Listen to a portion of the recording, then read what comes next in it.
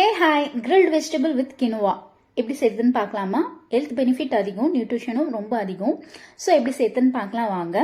நான் கின்வா எடுத்திருக்கேன். 1/2 கப் அளவுக்கு எடுத்து அதனால 2-3 டைம் வாஷ் பண்ணிட்டு 1/2 கப் நான் கின்வா சேர்த்திருக்கேன். அதுலேயே 2 கப் அளவுக்கு தண்ணி சேர்த்துக்கிறேன். தண்ணி சேர்த்துட்டு ஸ்டவ்ல வச்சு லைட்டாக சால்ட் சேர்த்துட்டு சிம்ல வச்சு 10 மினிட்ஸ் வேக வச்சு எடுத்துக்கிறேன்.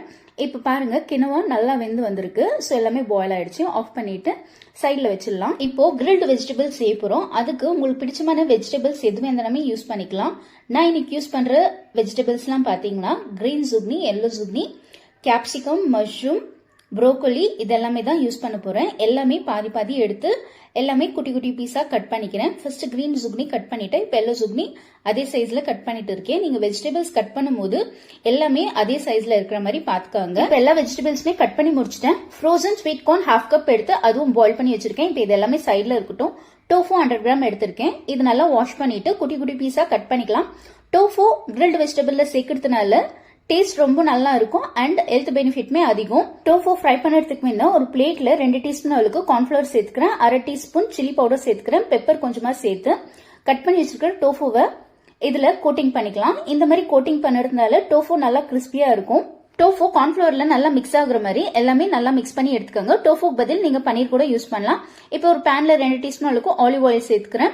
மிக்ஸ் பண்ணி வச்சிருக்கிற டோஃபுவை சேர்த்துட்டு நல்லா ஃப்ரை பண்ணி எடுத்துக்கலாம். டோஃபு நல்லா கிறிஸ்பி ஆயிட்ட பிறகு 1 டீஸ்பூன் அளவுக்கு சோயா சாஸ் சேர்த்து சோயா சாஸ் சேர்க்கறதுனால நான் சால்ட் சேர்த்துக்கல. உங்களுக்கு தேவைப்பட்ட சால்ட் கூட சேர்த்துக்கலாம். இப்போ நல்லா ஃப்ரை ஆயிட்ட பிறகு இப்போ வேற ஒரு பிளேட்ல சேஞ்ச் பண்ணி வச்சிடறேன். இப்போ அதே ஃப்ரைங் பேன்ல 2 டேபிள் ஸ்பூன் ஆலிவ் ஆயில் சேர்த்துக்கிறேன். இப்போ நம்ம கட் பண்ணி வச்சிருக்கிற எல்லா வெஜிடபிள்ஸுமே சேர்த்துக்கலாம். இது கூட தேவைக்கேற்ற மாதிரி சால்ட் சேர்த்துக்காங்க. தேவைக்கேற்ற மாதிரி சில்லி பவுடர் சேர்த்துக்காங்க. இதெல்லாம் நல்லா மிக்ஸ் பண்ணி விட்டுக்கலாம். நான் கொஞ்சமா பெப்பர் பவுடரும் சேர்த்திருக்கேன்.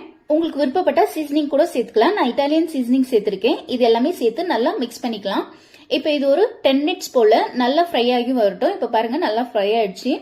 ஸோ இதுல டோஃபு ஃப்ரை பண்ணி வச்சிருக்கோம் இல்லைங்களா, அதுவும் சேர்த்து ஸ்டவ் ஆஃப் பண்ணிட்டு பாயில் பண்ணி வச்சிருக்க கினோவாவை சேர்த்துக்கலாம். உங்களுக்கு எவ்வளவு தேவையோ அவ்வளவு சேர்த்து மிக்ஸ் பண்ணிக்காங்க. நான் ஃபுல்லாவே சேர்த்து மிக்ஸ் பண்ணிக்கிறேன். இந்த ஸ்டேஜ்ல 1/2 லெமன் கூட ஸ்குவீஸ் பண்ணி சேர்த்துக்கலாம். இப்போ நல்லா மிக்ஸ் பண்ணிட்டு ஒரு பவுல்ல சர்வ் பண்ணிக்காங்க. அவ்வளவுதான், ரொம்ப டேஸ்டியான கிரில்ட் வெஜிடபிள் கினோவா ரெடி. நான் கார்னிஷிங்காக ரோஸ்ட் ஆல்மண்ட் கொஞ்சமா சேர்த்துக்கிறேன். உங்களுக்கு தேவைப்பட்டா சேர்த்துக்காங்க, இல்லைன்னா ஸ்கிப் பண்ணிடுங்க. கண்டிப்பா ட்ரை பண்ணி பாருங்க. நெக்ஸ்ட் வீடியோல பார்க்கலாம்.